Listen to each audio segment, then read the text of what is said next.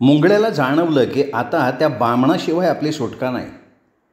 तेव्हाच ती स्त्री त्याच्याकडे बघून किंचाळली, धनगरा, मला 7 दिवसाच्या आतमध्ये बामण पाहिजे, मग यो समदा धन तुझा, नाहीतर. आणि मुंगळ्या थरथर कापायला लागला. त्याने घाबरून आपल्या धोत्रातच लघवी केलेली होती. नंतर मुंगळ्या पुन्हा आपल्या जागेवर बसून त्या राखणदाराकडे बघत राहिला. त्यावेळी त्याला हेच कळत नव्हतं की हे सगळं काय चाललं आहे.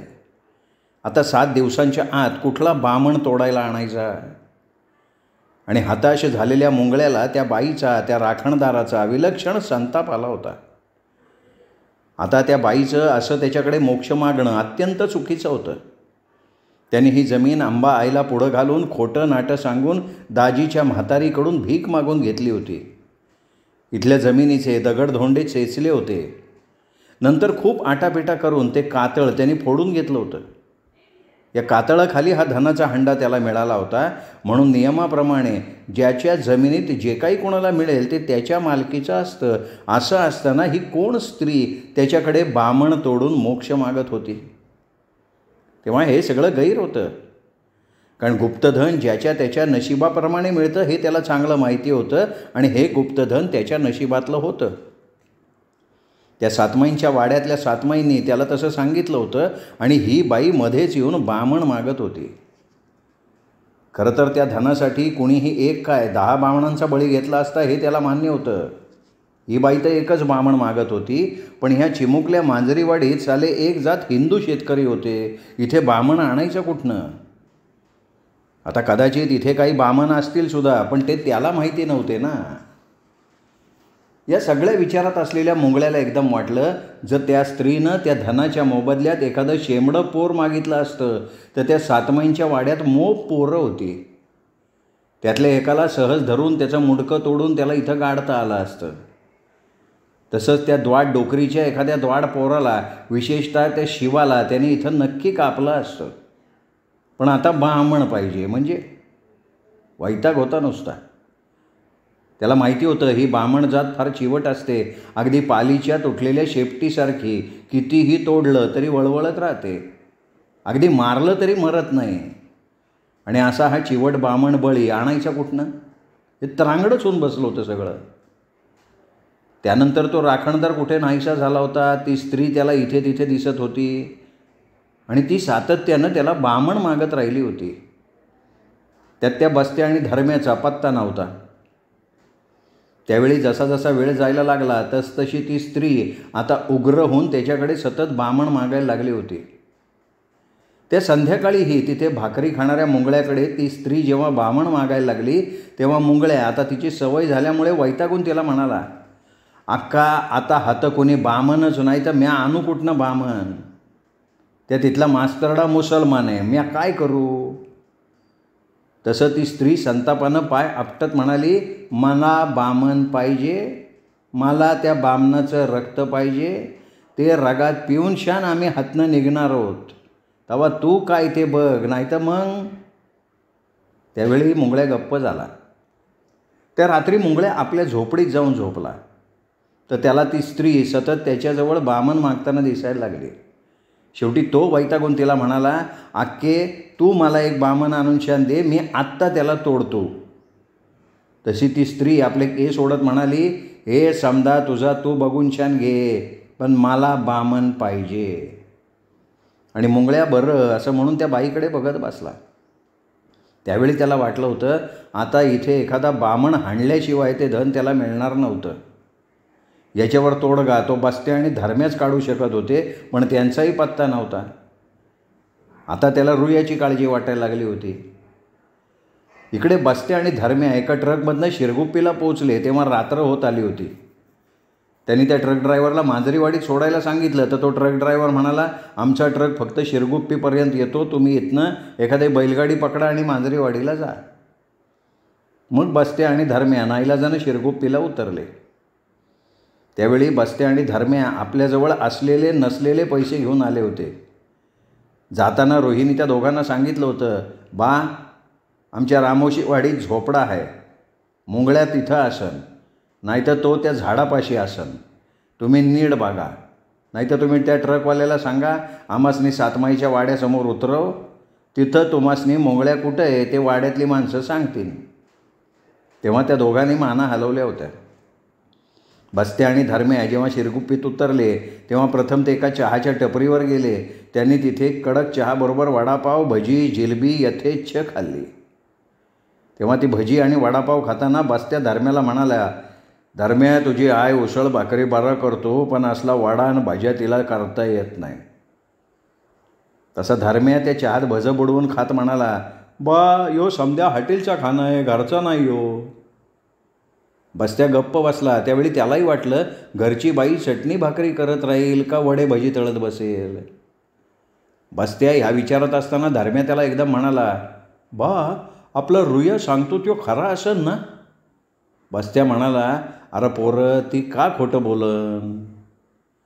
खरं तर त्यावेळी त्या टपरीत चहा प्यायला आलेले गावकरी त्या फरशी खांद्यावर घेतलेल्या दोघा आडदांडांच्याकडे बघत होते.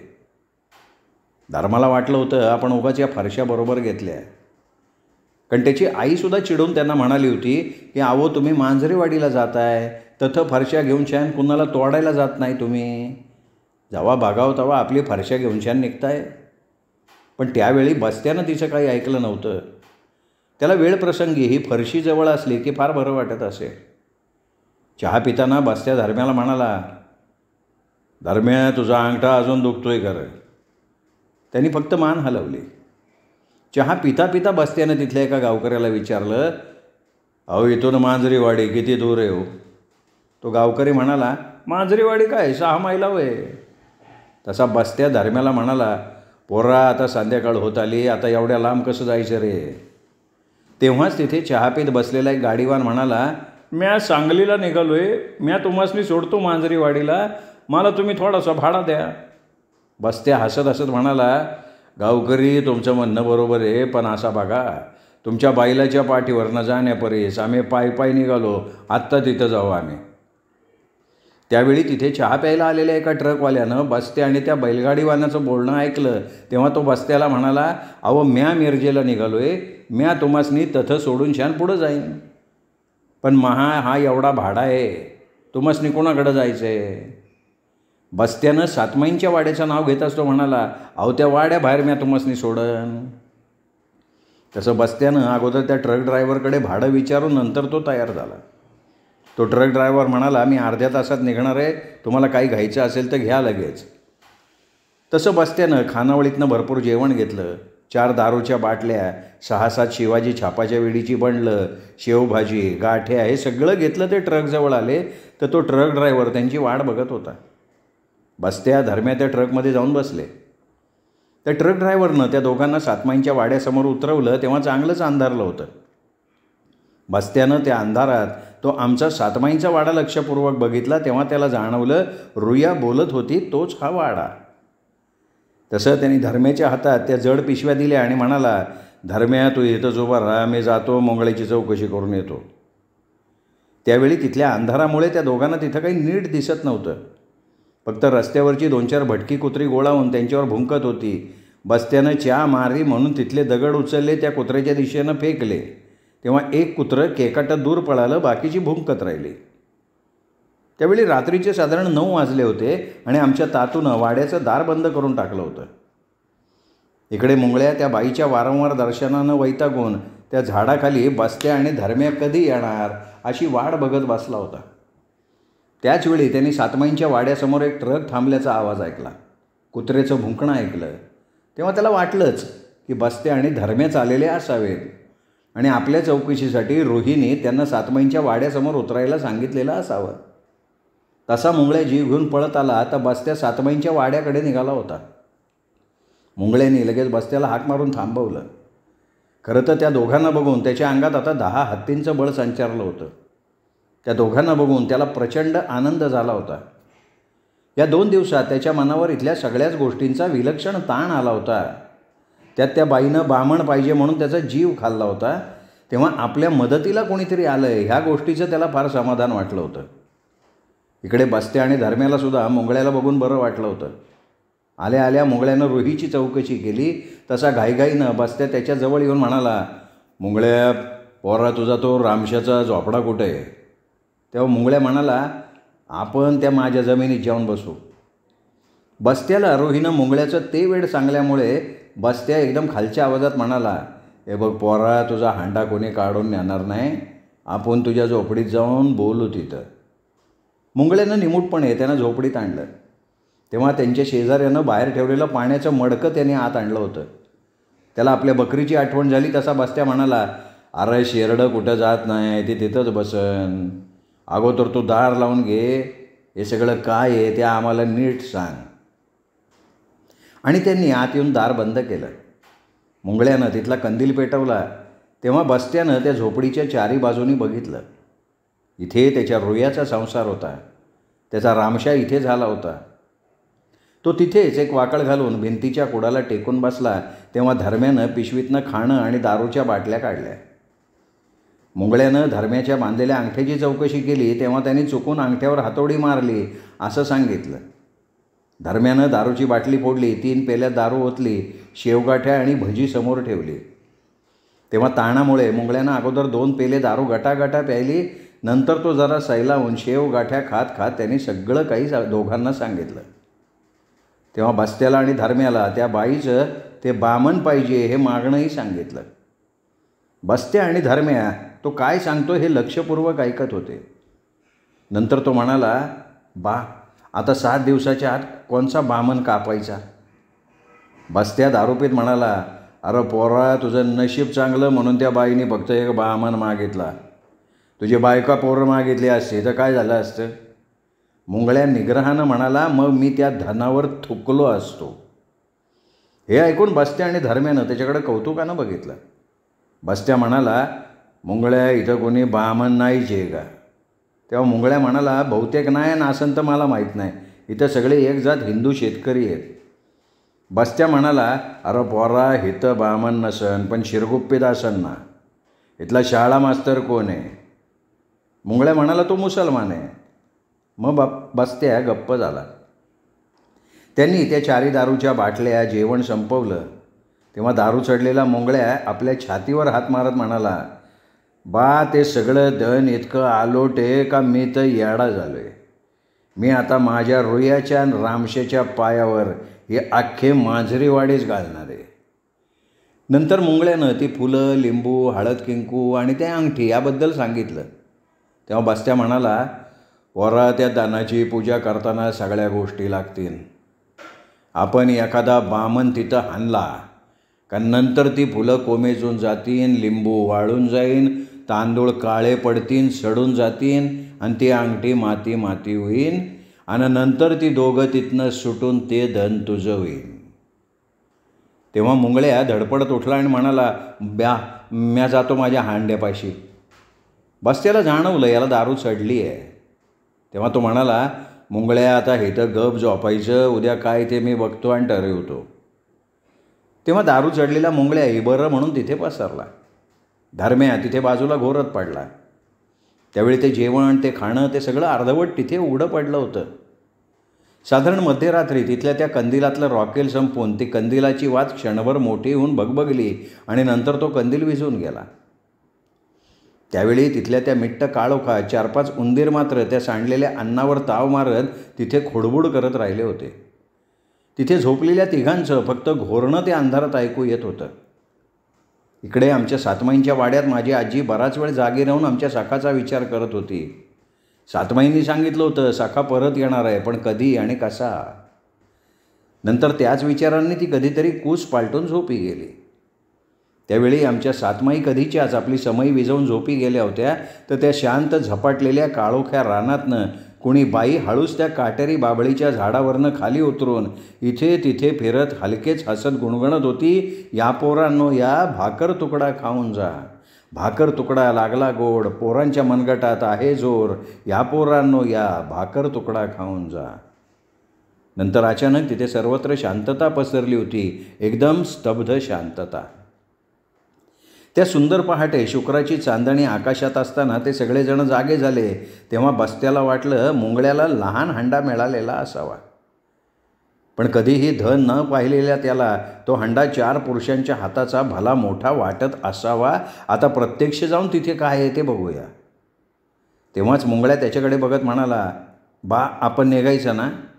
बस्त्या म्हणाला, मुंगळ्या आपण त्या हांड्याच्या वर आजच झोपडी उभी करायची. मुंगळ्या आश्चर्यानं म्हणाला, आपण बा तिथं ते जिवंत जनावर त्या हांड्यावर असताना, तिथं स्त्री ती बामण मागत असताना आपण झोपडी कशी बांधणार? बस्त्या हसत म्हणाला, अरे तुला काय वाटलं आपण त्या जनावराबरोबर त्या झोपडीत राहणार? तसं काय नाही रे, तू पुढं व्हायचं, त्या जनावराला म्हणायचं आम्ही बामण तोडतो, तू वाट मोकळी सोड. का तो लगेच सळसळत निघून जाईल. तेव्हा त्या झोपडीतच बामण कापायचा. मग त्या बाईला आणि त्या बाप्याला मोक्ष मिळून दोघं दूर निघून जातील. हे ऐकताना मुंगळ्याला आपल्या सासऱ्याच्या हुशारीचं भयंकर कौतुक वाटलेलं होतं. थोड्या वेळानं मुंगळ्या, बस्त्या, धर्म्या त्या कातळाच्या जमिनीकडे निघाले. तेव्हा बस्त्यानं मुंगळ्याला विचारलं, त्या जमिनीकडं माणसाचा वावर आहे का?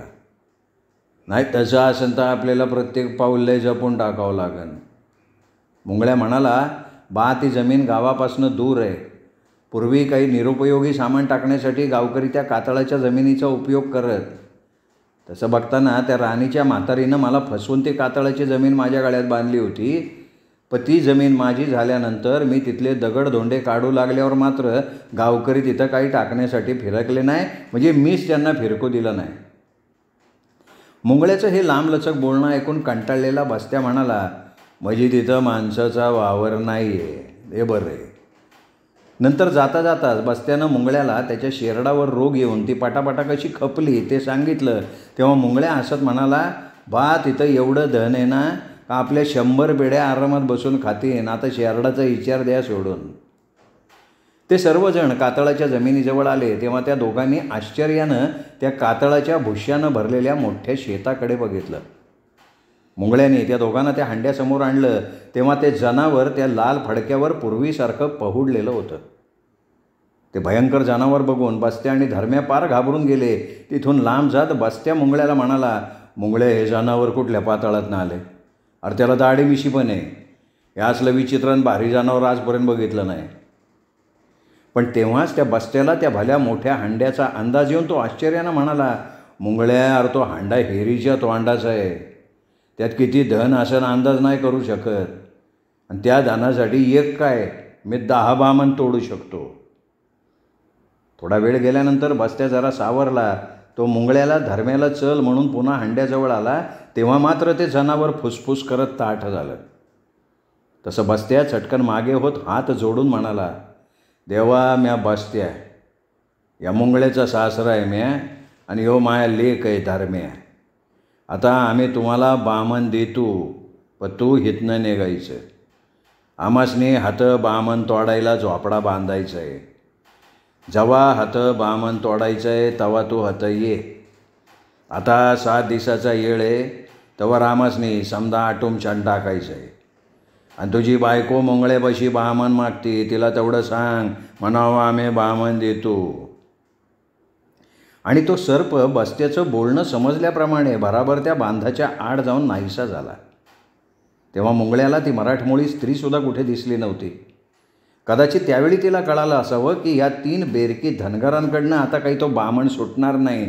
आता आपल्याला आपल्या नवऱ्याला नक्की मोक्ष मिळणार.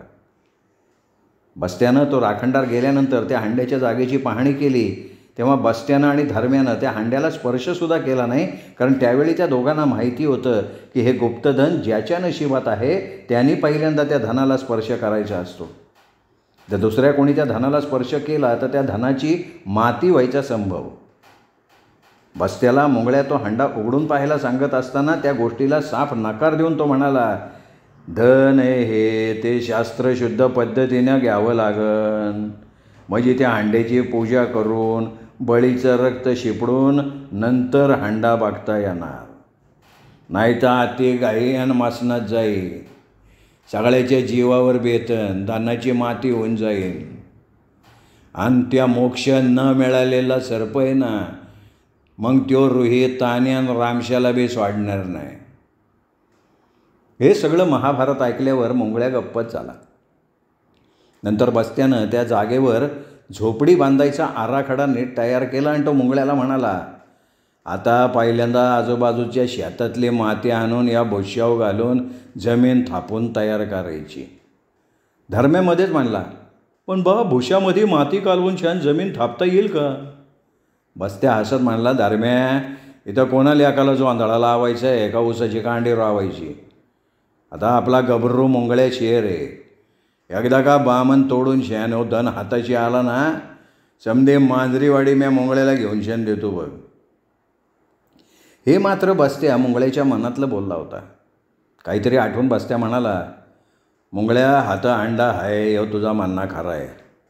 त्यामधलं धन तुनं बघितलं होतं असं रोया सांगत होती, ते खरं आहे का?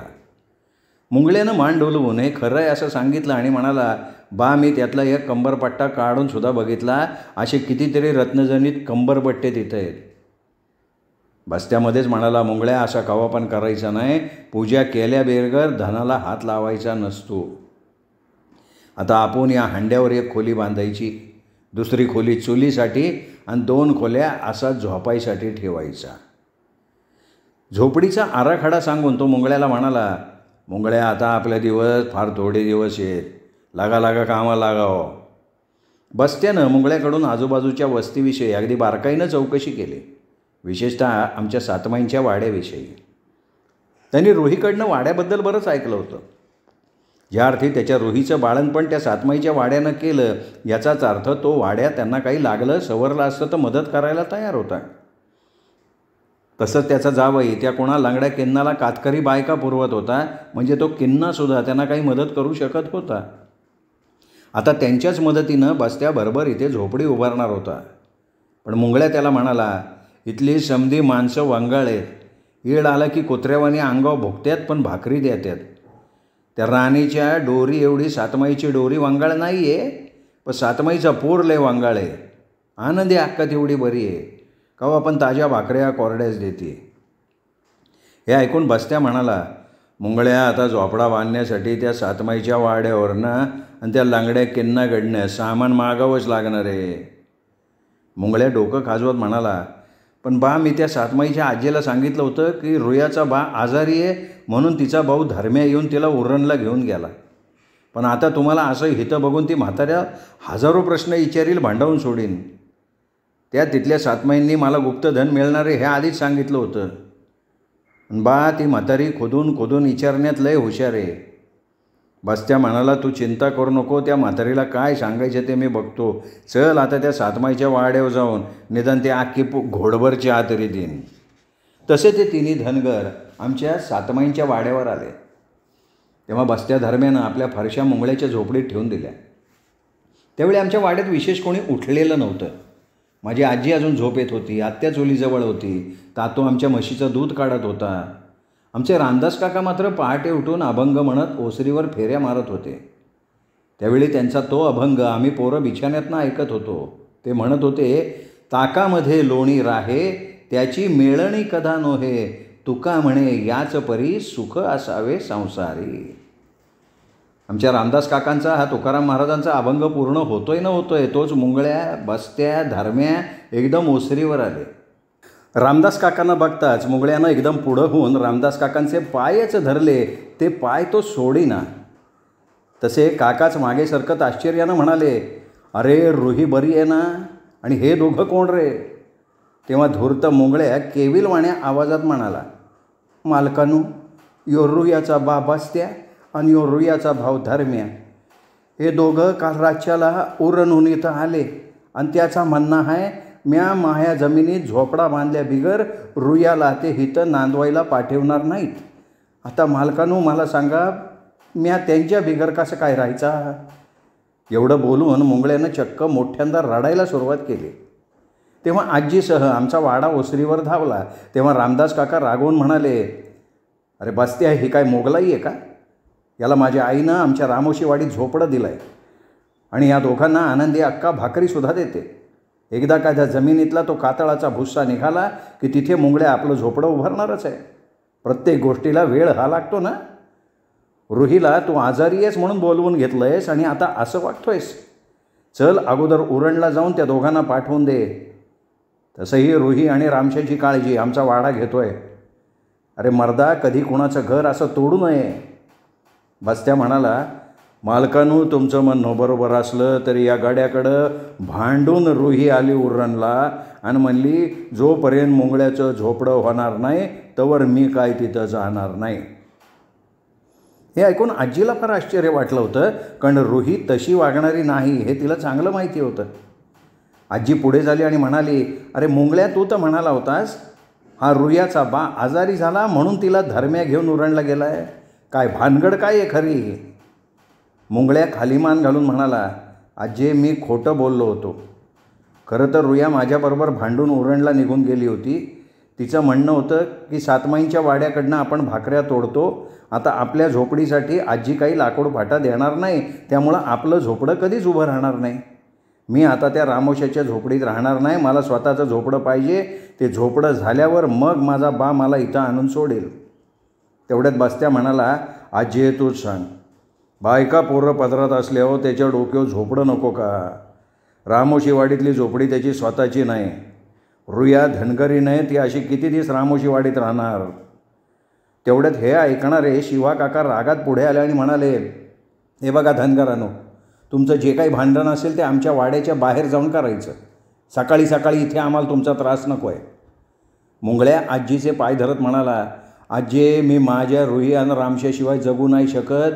तुम्हाला झोपडं बांधायला 4 बाबळीची दांडकी आणि फळकुटी, दोरखंड आणि गवत दे, आम्ही लगेच झोपडं बांधतो. आजी विचारात पडली. आता मुंगळ्या जी 4 फळकुटी, बाबळीच्या दांडकी, गवत, दोरखंड हे म्हणत होता ते सगळं 4 नव्हतं. एखादं झोपडं उभं करायला बरंच काही लागत होतं आणि ते फार खर्चिक होतं. त्यात आमच्या झपाटलेल्या बाभळीच्या रानातून एखादं बाभळीचं झाड तोडता येत नव्हतं. या विचाराने माझी आजी गप्प बसली. तसे शिवा काका पुढे येत बस्त्याला म्हणाले, तू रुहीचा बा आहेस ना? नाव काय रे तुझं? म्या बस्त्या, यो माझा लेक धर्म्यान, यो मुंगळ्या. हे बघ बस्त्या, आता तुझ्या पोरीचं बाळणपण अगदी वाड्यात आणून केलं आहे. तुझ्या नातवाचं बारसं आमच्या सातमाईंच्या पारावर केलं आहे आणि आता तू आम्हाला झोपडीबद्दल सांगतोयस? अरे उद्या सांगशील रामशाला सातमाईच्या वाड्यात वाटा पाहिजे. अरे आम्ही काय तुमचा धनाचा हंडा घेऊन खाल्लाय काय? आता तुम्ही इथनं निघा आणि तुमच्या झोपडीचं काय ते तुमचं तुम्ही बघा. तसे रामदास काका म्हणाले, शिवा तू जरा शांत हो, हा एका कुटुंबाचा प्रश्न आहे. तसे शिवा काका उसळले, दादा हे धनगर आईच्या आणि आक्कीच्या चांगुलपणाचा फायदा घेत आहेत. अरे उद्या येऊन हे म्हणतील तुमचा सातमाईंचा वाडा विका आणि आमच्या कर्जातून मोकळे व्हा. मग काय आम्ही वाडा विकायचा का? तसं बस्त्यानं ओळखलं की रामदास काका मऊ मातीचा आहे, इथे ढोपरानं खणलं पाहिजे. तेव्हाच आत्यानं येऊन त्या सगळ्यांना चहा दिला. तसे रामदास काका सोडून बस्त्या आनंदी आत्याकडे धावला. तिच्यासमोर हात जोडत म्हणला, आक्के तू काहीतरी आजीला सांग की. तेव्हा सकाळी सकाळी हा सगळा प्रकार बघून माझी आजीच वैतागली. ती बस्त्याच्या अंगावर ओरडून म्हणाली, हे बघ बस्त्या, मला आनंदीने काही सांगायला नको. आणि हे बघ रे हे मुंगळ्या, तू दाजी पवाराकडनं जमीन घेतली, त्यांनी तुला कातळ फोडून दिलं. आता त्या जमिनीत तुझं झोपडं आम्ही बांधून द्यायचं? झोपडं बांधायला सामान लागतं, खर्च करायला लागतो. मी माझ्या सगळ्या पोरांच्या वाटण्या केल्यात. आता तुझ्या झोपडीसाठी त्या सगळ्यांकडनं काही मागणं मला जमणार नाही. त्यांनासुद्धा त्यांचे संसार आहेत. तसा बस्त्या रामदास काकांकडे धावला. रामदास काका म्हणाले, जरा थांब, मला विचार करू दे. शिवा काका रागाने म्हणाले, दादा. पण रामदास काका पटकन म्हणाले, शिवा मी आय आणि अक्की काय करायचं ते बघतो. तू जा न्याहारी कर. सकाळी सकाळी वाकडेच शिरू नकोस. लगेच गुणा काकू म्हणाल्या, चला बरं तुम्ही आत. तेव्हा मारक्या बैलासारखं मुंगळ्याकडे बघत शिवा काका काहीतरी पुटपुटत आत गेले. ते गेल्यानंतर आजी म्हणाली, रामदास तसं बघितलं तर आपला शिवा बरोबर बोलतोय. हा मुंगळ्या आपण त्याचे कर्जदार असल्याप्रमाणे प्रत्येक वेळी इथे पळत येतो. आता त्याची अडचण आहे हे मला कळतं. हे बघ मुंगळ्या, तुझ्या झोपडीसाठी गवताचे भारे दोरखंड आम्ही देऊ, बाकीचं तू कोणाजवळून तरी मागून घे. तसं मुंगळ्या म्हणाला, आजे मना चानन, पण तू आम्हासनी भाकर तुकडा देशील ना गं? तेव्हा कधीही कोणाला नाही म्हणणारी माझी आजी रोखठोक म्हणाली, मुंगळ्या तुम्हा तिघा धनगरांना दुपारी संध्याकाळी 20-20 भाकऱ्या देणं मला परवडणार नाही. तेव्हा तुझ्या भाकरीचं तू काय ते बघून घे. मुंगळ्या गयावया करत म्हणाला, आजे माझं फक्त झोपडं उभं राहीपर्यंत आमच्या पोटाला भाकर घाल. एकदा का माझं झोपडं उभं राहिलं, रुया रामशा इथं आले का म्या कधीच भाकरीसाठी येणार नाही, इथं सातमाईची आण घेऊन सांगतो. आणि आपल्या भाकरीची सोय करून ते तिघे धनगर बाहेर पडले. रस्त्यावर आल्या आल्या मुंगळ्या म्हणाला, बघितलं ना बा, यो म्हातारी आणि तिची पोरं कशी द्वाड आहेत, कशी कुत्र्यावानी मला बोलतात. आता बा या खोतासनी मला एक झोपडं उभारून द्यायला काय जड नाही. अहो अख्खं बाभळीचं रान आहे त्यांच्यापाशी, पण ही माणसंच लय वंगाळ. त्यावेळी बस्त्या धर्म्या काही बोलले नाहीत. मुंगळ्याच नंतर संतापानं म्हणाला, बा एकदा का त्या हांड्यातलं धन माया हाती आला ना, या समद्यांना दावणारे माझा धनगरी एंगा, म्या नागावानी त्या समद्यांना डसणार. तेव्हा मात्र बस्त्या म्हणाला, मुंगळ्या आता समद दमादमानं घे, मग कसा काय करायचा म्या समजा तुला सांगतो. नंतर मुंगळ्या किन्ना काकाच्या वाड्याकडे जाताना म्हणाला, बा आता मांजरीवाडीतली सगळ्यात इरसाल व्यक्ती ही, तिच्याकडं आपण निघालो आहे. यालाच मी रोहीच्या नकळत कातकरी बायका पुरवत होतो. आता ह्याच्याकडं देखील सातमाईच्या वाड्यात आपण जे नाटक केलं तेच नाटक करायचं. हे ऐकून बस्त्या आणि धर्म्या त्याच्याकडे बघून जोरात हसले. श्रोते हो, या प्रकरणाचा हा भाग इथेच संपला. या प्रकरणाचा पुढचा भाग उद्या. तोपर्यंत नमस्कार.